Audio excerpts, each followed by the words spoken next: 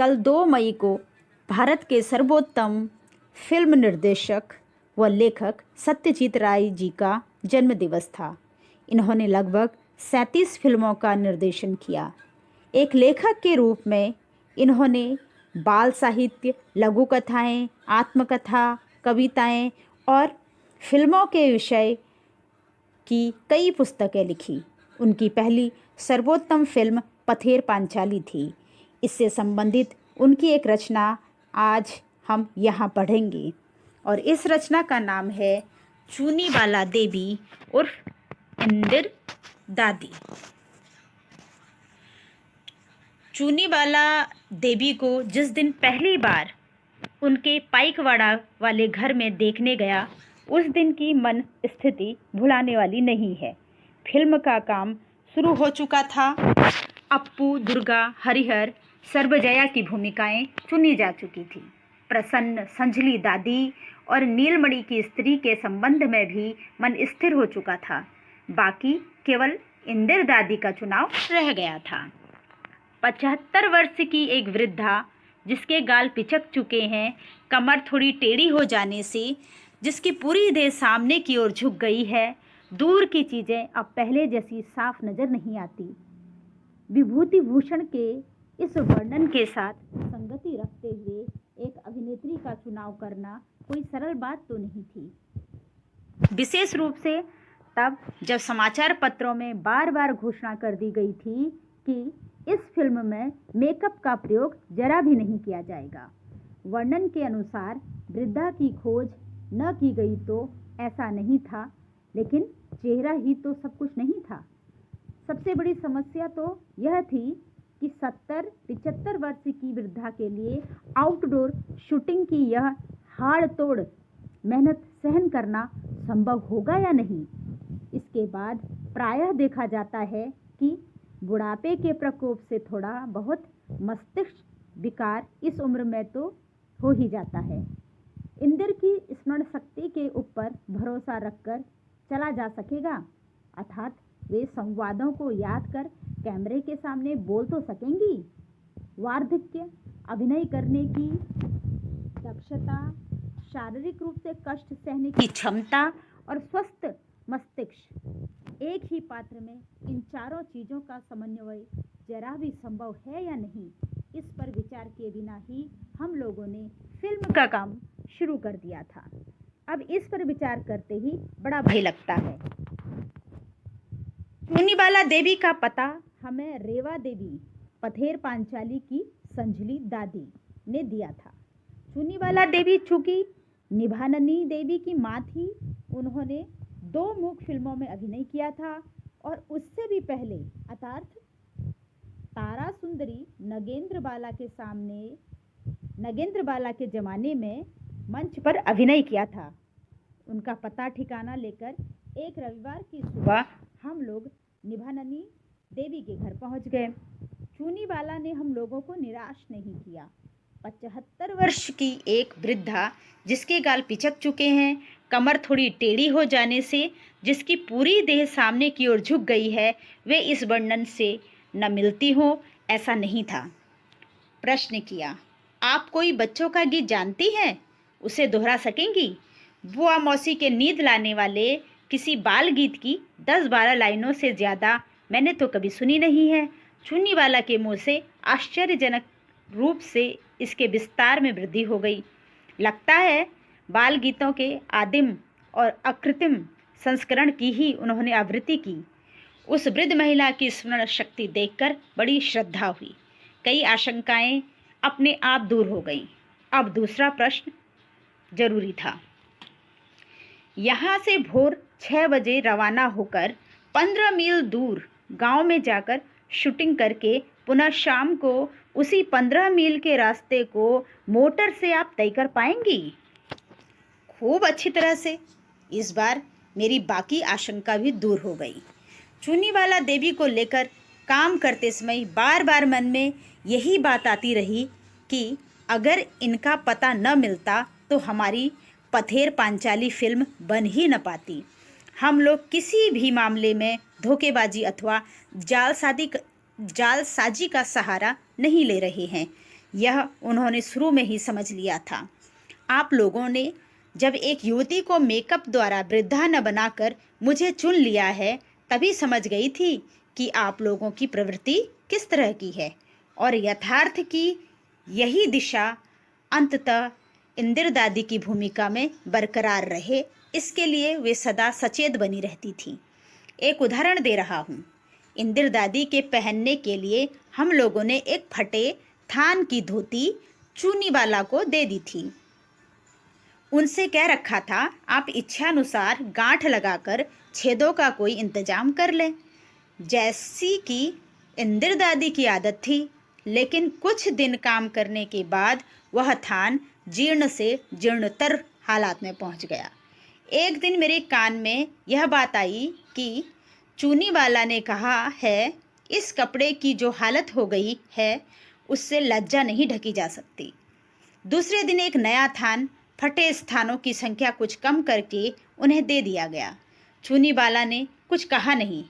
इंदिरा दादी के वेश में जब सेट पर आई तब देखने को मिला कि उन्होंने नए थान की धोती को रद्द करके पुराने थान को ही पहना है। मैंने उनकी स्मरण शक्ति की चर्चा की थी। चूनी वाला जिस तरह से कंटिन्यूटी के छोटे मोटे ब्यौरों को याद रखती थी, वह एक आश्चर्यजनक घटना थी। हमारी नोटबुक में भूल हो जाने पर भी उनके दिमाग में कोई भूल नहीं रहती थी। मेरा दाहिना हाथ तो उस दिन भीगा हुआ था। क्यों? मेरे मुंह पर पसीने की झलक तो दिखाई नहीं। इस शॉट में मेरी देह पर चादर तो नहीं रहेगी ना? मेरी पोटली क्या दाहिने हाथ में थी? नहीं, पोटली बाएं हाथ में और लोटा दाहिने हाथ में। इस तरह की बातें उनसे सदा सुनने को मिलती थी।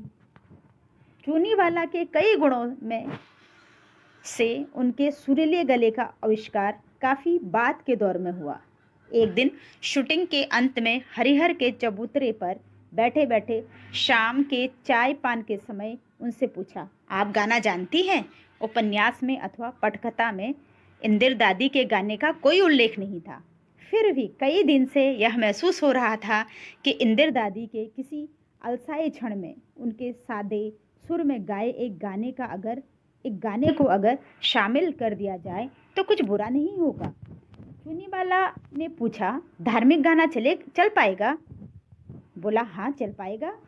इंदिरा गाने लगी, मन आमार हरि बोल हरि हरि हरि बोले, भव सिंधु पार चल, जले हरि स्थले हरि, चंद्रे हरि सूर्ये हरि, आकाशे हरि बाताशे हरि, हरिमय भूमंडल। इसका अर्थ है, हे मेरे मन हरि बोल हरि हरि हरि कहकर भव सिंधु के पार उतर चल। हरि जल में है, थल में है, चंद्र और सूर्य में है, आकाश में है, बातास में, पूरा भूमंडल ही हरिमय है। इस गाने की रिकॉर्डिंग कर ली गई। इसके कुछ दिन बाद ही पैसों की तंगी के कारण फिल्म का काम बंद हो गया। लगभग 1 वर्ष बाद जब स्टूडियो में एक रात्रिकालीन दृश्य फिल्माया जा रहा था, तब इंदिरा दादी के गाना गाने के दृश्य को फिल्माए जाने का अवसर मिला। चांदनी रात में चबूतरे की पश्चिमी दिशा में पैर फैलाए बैठी, हाथों में ताल देती हुई इंदिरा दादी गाना गा रही हैं। भादों का महीना है। नेपथ्य में मेढक और झिल्लियों की आवाज़ें हो रही हैं। कैमरा धीरे धीरे इंदिरा की तरफ बढ़ता जाएगा। शॉट लेने से कुछ पल पहले चूनीवाला बोली, और एक गीत मुझे याद आ रहा है, यह और भी बेहतर है, सुनेंगे? हरि दिन तो गेलो संध्या होलो, पार करो अमारे, तुम्ही पारेर करता सुनो वार्ता, डाकी है तोमारे, सुनी कोड़ी नाइक जार, तुम्ही करो तारे पार, आमी दीन भिकारी नाइक कोड़ी, देखो झुली झेड़े, हरि दिन ते गेलो संध्या होलो, पार करो अमारे। इसका अर्थ है, हे हरि, दिन तो बीत गया, संध्या होने को आई, मुझे पार उतार दो। तुम पार उतारने वाले हो, तुम मेरी बात सुनो, मैं तुम्हें पुकार रही हूँ, सुनती हूँ, जिसके पास कौड़ी भी नहीं होती है तुम उसे भी पार उतार देते हो। मैं हूँ दीन भिखारिणी, मेरी झोली झाड़ कर देख लो, मेरे पास एक कौड़ी भी नहीं है। हे हरि, दिन तो बीत गया, संध्या होने को आई, अब मुझे पार कर दो। पथेर पांचाली के फिल्मी नाट्य रूपांतर के किसी किसी दृश्य में और उपन्यास की घटनाओं में अंतर है। चूनी बाला को किसी भी दृश्य में कोई ऐतराज नहीं था, सिर्फ इंदिर दादी की मृत्यु वाले दृश्य को छोड़कर। वे बोली, पुस्तक में है कि उस बुढ़िया की मृत्यु चंडी मंडप में हुई है। आप दिखा रहे हैं बांसबन में। बुढ़िया धार्मिक है, बांसबन में उसका मरना क्या अच्छा दिखेगा? उन्हें समझाने की कोशिश की। बांसबन में अचानक मृतदेह का मिलना अप्पू दुर्गा के शिशु मन में जिस तरह की प्रतिक्रिया की सृष्टि करेगा, फिल्म और नाटक की दृष्टि से उसका मूल्य बहुत अधिक है। फिर चूनी बाला ने कुछ नहीं कहा। दृश्य में है दुर्गा बुढ़िया को घुटनों में मुंह गड़ाए बैठे देख उसे सोता समझकर उसका कंधा पकड़ झकझोरने लगती है। बैठी हालत में सहसा धक्का लगने से बुढ़िया की मृतदेह धप से जमीन पर गिर पड़ती है। कहना न होगा, इस दृश्य में वास्तविकता की मात्रा पूरी तरह चूनी बाला के ऊपर निर्भर करती है। वह अगर तेज धक्के को सहन न करके अपनी देह को जमीन पर गिरा सकें, तभी शॉट और अभिनय की सार्थकता है। इस कठिन परीक्षा में चूनी बाला किस तरह से उत्तीर्ण हुई, इसका प्रमाण पथेर पांचाली में विद्यमान है। और इस दृश्य के अंत में उनकी मानसिक तृप्ति और शारीरिक थकान की एक साथ विचित्र अभिव्यक्ति मुझे हमेशा याद रहेगी। इंदिर की मृत्यु के दृश्य से संबंध और एक घटना का उल्लेख में अपना यह लेख समाप्त करूंगा। इंदिर दादी की शव यात्रा का दृश्य फिल्म के अंत के दौरान फिल्माया गया। यह भी पटकथा में नहीं था। इंदिर की मृत्यु और भी मर्मस्पर्शी होनी चाहिए, यह सोचकर इस दृश्य को जोड़ दिया गया था। शव यात्रा के दृश्य का अर्थ ही है विभत्स दृश्य। ऐसा कुछ लोग मान सकते हैं, मैं ऐसा नहीं मानता। दो कारणों से इंदिर की शव यात्रा मेरे विचार में विभत्स नहीं थी। एक, जिस प्राकृतिक परिवेश में और जिस समय सूर्योदय के तुरंत बाद दृश्य फिल्माया गया था, और दूसरा हरिध्वनि से रहित। दर्शकों के बीच ऐसे कुछ लोग होते हैं, यह मेरा निजी अनुभव है, जो बोल हरि सुनते ही हरि बोल कहने का लालच नहीं रोक पाते हैं। हरिध्वनि की वर्जन मुख्य रूप से इन्हीं की बात सोचकर किया गया था, और वर्जन का यह संकल्प और बुढ़िया के गीत को शव यात्रा के दृश्य में पार्श्व संगीत की तरह प्रयोग करना समसामयिक घटना के रूप में लिया जा सकता है। भोर 5 बजे मैदानी रास्ते पर जब शॉट लेने की जोड़ तोड़ करते करते टैक्सी में चूनी बाला देवी उपस्थित हुई, तो उन्हें बताया, आज आपको अर्थी पर लिटाऊंगा। चूनी बाला जरा भी विस्मित अथवा विचलित हुए बिना बोली, अच्छा तो है, यह अनुभव कितने लोगों को होता है, मुझे कोई आपत्ति नहीं। बांस की खाट पर चटाई बिछाकर इंदिर ठाकुरुन को लिटाकर राजू से भीख में मिली हुई चादर से उन्हें चारों ओर से ढककर रस्सी में बांध दिया गया।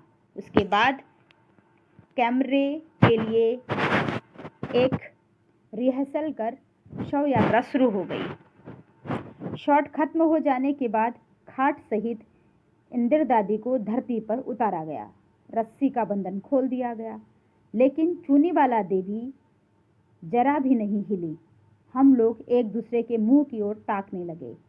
मामला क्या है, दिल के भीतर छन्न से हो उठा। सहसा सुनने को मिला, चूनी बाला देवी कह रही हैं, शॉट लिया जा चुका है क्या? पर मुझे तो किसी ने बताया ही नहीं, इसीलिए मैं शव बनी बैठी हुई थी, लेटी हुई थी। आश्चर्यजनक अभिनय था इंदिर दादी का, काम यहीं पूरा हो गया। इस तरह के बहुत सुंदर सुंदर रचनाएं सत्यजीत राय जी द्वारा लिखी गई हैं। आज सत्यजीत राय जी के जन्मदिन पर उन्हें नमन और भावपूर्ण श्रद्धांजलि।